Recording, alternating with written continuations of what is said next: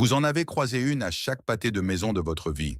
Elles sont situées à chaque coin de rue, sur chaque lot commercial et chaque zone résidentielle en Amérique. Environ 9 millions de poteaux d'incendie sont boulonnés au sol et reliés à un réseau de conduites d'eau souterraines qui passe sous chaque ville, chaque village et chaque banlieue du pays. Lorsque l'effondrement se produira et que les robinets seront à sec et que les gens feront bouillir l'eau des flaques et se battront pour des piscines, ces poteaux seront toujours là, exactement là où ils ont toujours été, peints en rouge ou en jaune ou de la couleur choisie par votre ville, complètement ignorés par tous ceux qui passent au devant parce que la pression d'eau a disparu, que les pompes sont à l'arrêt et que par conséquent, le poteau doit être inutile. Il n'est pas inutile. C'est exactement le contraire. Un poteau d'incendie est une vanne, une connexion mécanique directe à une canalisation contenant de l'eau qui est toujours physiquement présente à l'intérieur de la conduite principale, même lorsqu'il n'y a aucune pression pour la pousser vers l'extérieur. Les pompes qui pressurisent le système sont à l'arrêt, ce qui signifie que l'eau ne jaillit pas quand on l'ouvre, comme le fait le service des incendies lorsqu'il branche un tuyau, mais l'eau est toujours dans la canalisation. Des kilomètres et des kilomètres de tuyaux de 15 à 30 centimètres de diamètre enterrés sous chaque rue, remplis d'eau municipale potable, traitée qui se trouvait dans le système le jour où le réseau a lâché et qui n'a nulle part où aller car les tuyaux sont scellés. Cette eau ne s'évapore pas, elle ne s'écoule pas. Elle repose dans la conduite principale, sous la ligne de gel, dans l'obscurité d'un tuyau scellé en fonte ou en acier ductile, préservé à une température stable, attendant quelqu'un qui sache comment y accéder. L'eau elle-même et son volume vous sidéreront. Un seul tronçon de conduite d'eau municipale, le tuyau passant sous la rue entre deux intersections, soit généralement 90 à 150 mètres de conduite de 15 à 30 centimètres de diamètre, contient entre 1600 et 6600 litres d'eau, selon le diamètre du tuyau. Cela ne représente qu'un pâté de maison. Le réseau de conduite principale sous un quartier résidentiel typique s'étend sur des dizaines de blocs. Et le volume total d'eau stagnant dans ce réseau après l'arrêt des pompes se compte en dizaines, voire en centaines de milliers de litres.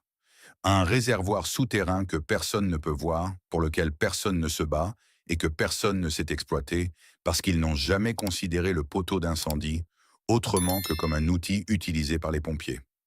Accéder à cette eau nécessite un seul outil, une clé à poteau d'incendie, également appelée clé à douille pentagonale, qui s'adapte à l'écrou de commande à 5 pans situé sur le dessus du poteau. C'est un outil spécialisé, mais il n'est pas rare. Les services d'incendie en transportent sur chaque camion. Les quincailleries en vendent et de nombreux services d'entretien de bâtiments en gardent d'un sous la main. Si vous n'en avez pas, une grande clé à molette ou une pince multiprise peut saisir l'écrou de commande suffisamment bien pour le faire tourner, bien qu'avec plus d'efforts. L'écrou de commande fait tourner une tige de vanne à l'intérieur du poteau qui ouvre une vanne d'arrêt au fond, reliant les orifices de sortie du poteau à la conduite d'eau principale. Voici la différence critique entre un système pressurisé et un système à l'arrêt. Lorsque le système est pressurisé, l'ouverture du poteau projette l'eau hors des orifices à une pression de 50 à 80 psi. C'est le scénario de la lance d'incendie. Lorsque le système est dépressurisé, l'ouverture du poteau ne produit rien de spectaculaire, car il n'y a aucune pression derrière l'eau. L'eau dans la conduite repose simplement au niveau que la gravité lui a imposé, ce qui, dans la plupart des cas, correspond à la pleine capacité du tuyau, car les conduites sont scellées et l'eau n'avait nulle part où aller. Pour extraire l'eau, vous devez créer un siphon ou utiliser la gravité. Si le poteau se trouve à une altitude inférieure à celle de la conduite d'eau environnante, ce qui est courant car les conduites suivent dans les contours du terrain et les poteaux sont placés à divers points le long de la pente, l'eau s'écoulera lentement par l'orifice le plus bas sous l'effet de la gravité. Lorsque vous ouvrez la vanne, placez un récipient sous l'orifice, ouvrez la vanne et laissez la gravité faire le travail. Le débit sera lent, un filet d'eau comparé à un jet pressurisé. Mais un filet d'eau provenant d'un tuyau contenant des milliers de litres est un filet qui coule pendant des jours. Si le poteau est à un point plus élevé et que la gravité n'aide pas, vous pouvez extraire l'eau en insérant un tuyau dans l'orifice du poteau, en le poussant vers le bas dans le fût jusqu'à ce qu'il atteigne le niveau d'eau à l'intérieur et en créant un siphon, en aspirant par l'autre extrémité du tuyau jusqu'à ce que l'eau dépasse le rebord et que la gravité prenne le relais. C'est la même physique que pour siphonner de l'essence d'une voiture, mais à plus grande échelle. Un tuyau d'arrosage standard s'insère dans la plupart des orifices de poteaux avec assez d'espace pour manœuvrer. Et une fois le siphon établi, il fonctionne jusqu'à ce que le niveau d'eau dans la conduite descende sous le point d'aspiration, ce qui, selon le diamètre du tuyau et la longueur de la conduite exploitée, pourrait prendre des jours de débit continu.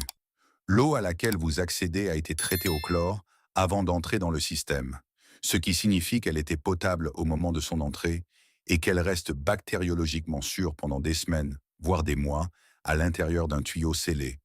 Alors que le chlore résiduel continue de supprimer la croissance microbienne, plus le temps passe depuis le dernier traitement du système, des semaines, des mois, plus le chlore se dissipe et plus le risque de contamination augmente, particulièrement si des ruptures dans la conduite ont permis à de la terre ou à de l'eau de surface de s'infiltrer. Par précaution, traitez toute eau tirée d'une conduite à l'arrêt de la même manière que vous traiteriez n'importe quelle eau récupérée. Filtrez-la et faites-la bouillir ou désinfectez-la chimiquement. Mais comprenez bien que l'eau des conduites part d'une base considérablement plus propre que tout ce que vous pourriez tirer d'une rivière, d'un étang ou d'une piscine. Le laiton. Un poteau d'incendie est principalement construit en fonte ou en fonte ductile pour son corps. Mais les composants critiques, les bouchons de sortie, les sièges de buse, le mécanisme de commande et les composants internes de la vanne sont en laiton.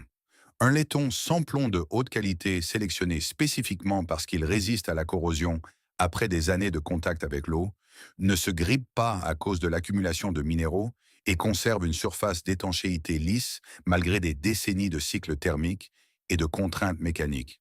Les 2 ou 3 bouchons de sortie sur chaque poteau, les bouchons filetés recouvrant les orifices de raccordement des tuyaux, sont chacun en laiton massif, pesant de 500 grammes à 1,5 kg l'unité. Les sièges de buse derrière ces bouchons sont des anneaux en laiton usinés. Les composants internes de la tige de vanne comprennent des bagues et des sièges en laiton. Un seul poteau contient environ 2 à 7 kg de laiton, selon le modèle et le fabricant. Et il y en a 9 millions à travers le pays. Le laiton est un alliage de cuivre et de zinc, ce qui signifie qu'il possède la majeure partie de la valeur du cuivre en tant que marchandise d'échange et matériau de fabrication.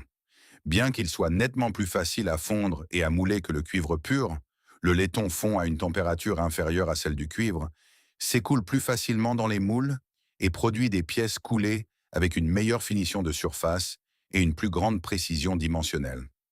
Dans une économie post-effondrement où le travail du métal devient une fonction communautaire critique, le laiton est le matériau de moulage idéal pour produire des raccords, des vannes, des boucles, des boutons, de la quincaillerie de récipients et de petits composants mécaniques nécessitant une résistance à la corrosion et une solidité modérée. Les bouchons de poteau sont amovibles avec une clé à poteau standard. Ils se dévissent en quelques tours. Les composants internes en laiton nécessitent davantage de démontage, mais un poteau est conçu pour être entretenu sur le terrain par des agents municipaux avec des outils de base, ce qui signifie que tout ce qui se trouve à l'intérieur est accessible avec un jeu de clés et un peu de patience. Vous ne démolissez pas le poteau. Vous effectuez le même démontage de maintenance qu'un employé municipal ferait pour remplacer un siège de vanne usé, sauf que vous gardez les pièces au lieu de les remplacer. L'accès aux vannes souterraines.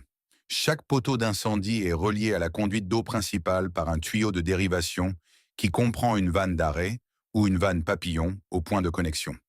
Et cette vanne est accessible par un regard de vanne, un petit couvercle en fonte ou en plastique posé au ras de la surface de la rue, généralement à quelques mètres du poteau, marqué d'un petit couvercle rectangulaire indiquant eau ou affichant un symbole de service public.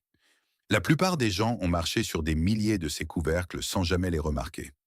Sous ce couvercle se trouve une tige de vanne qui descend jusqu'à la vanne de la conduite principale, actionnable depuis la surface, avec une clé de vanne, une longue clé à poignée hantée, qui descend dans le regard et s'adapte à l'écrou de commande de la vanne.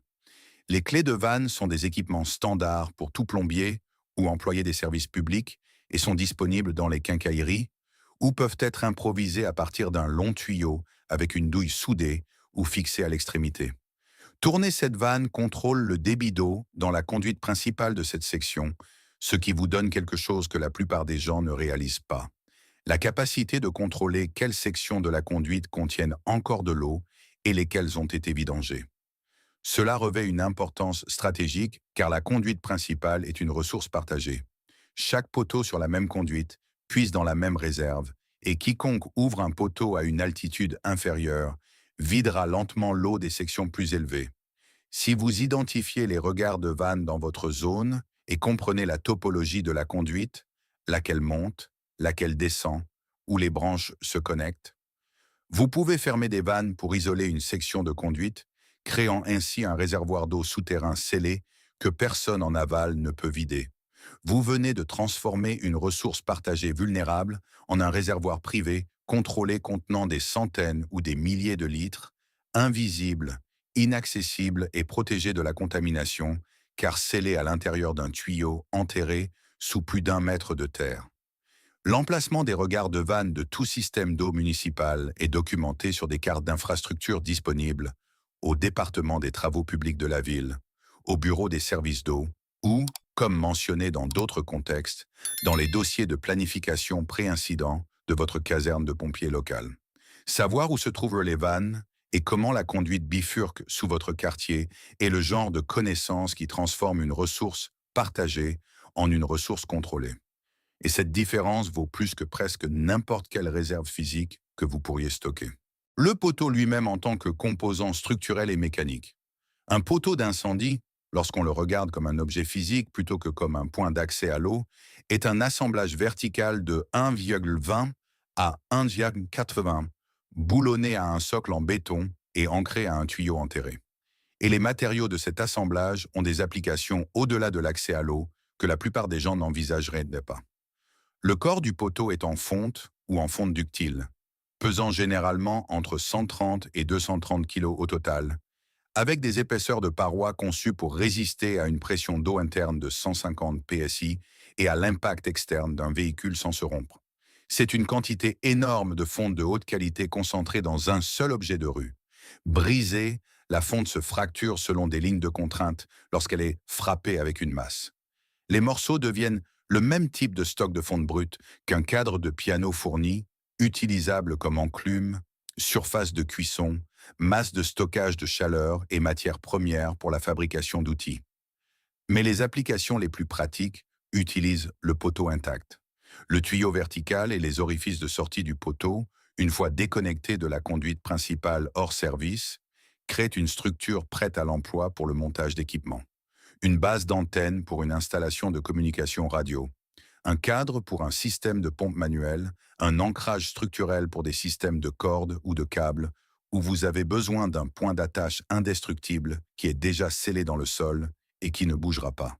Le mécanisme de commande du poteau, la longue tige de vanne avec sa tige filetée et sa vanne d'arrêt, est un assemblage en acier usiné avec précision qui convertit une force de rotation en mouvement linéaire, ce qui est le même principe mécanique utilisé dans les presses, les pinces, les crics et tout dispositif nécessitant une force linéaire contrôlée.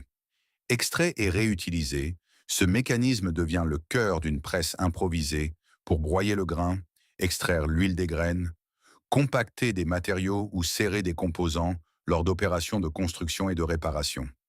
C'est un système à avantage mécanique fabriqué avec précision, déjà assemblé et disponible à chaque coin de rue.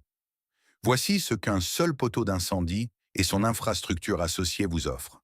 Des centaines à des milliers de litres d'eau municipale traités et reposant dans des tuyaux souterrains scellés, accessibles via une vanne que vous pouvez actionner avec une clé.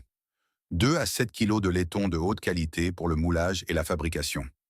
La capacité de contrôler et d'isoler des sections du réseau d'eau souterrain grâce au regard de vanne, créant des réservoirs privés invisibles, et une structure en fonte de 130 à 230 kg contenant un assemblage mécanique de précision utilisable comme support d'antenne, ancrage structurel, réserve de fonte brute et mécanisme de presse mécanique.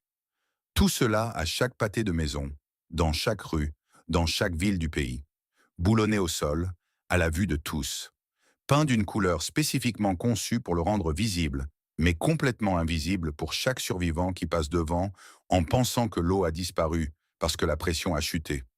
La pression n'est plus là. L'eau, si. Et la personne qui comprend la différence entre une pompe à l'arrêt et un tuyau sec est celle qui boit de l'eau municipale propre, provenant d'un réservoir souterrain, pendant que tous les autres font bouillir l'eau des ruisseaux et se demandent pourquoi le récupérateur le plus malin du quartier ne semble jamais avoir soif. Si ces informations changent votre regard sur les sentinelles de fer au coin de votre rue, n'oubliez pas de vous abonner et de liker la chaîne. Nous révélons les secrets de survie qui sont cachés sous vos yeux. Sécurisez votre avenir. Le prochain coffre de connaissances s'ouvrira bientôt.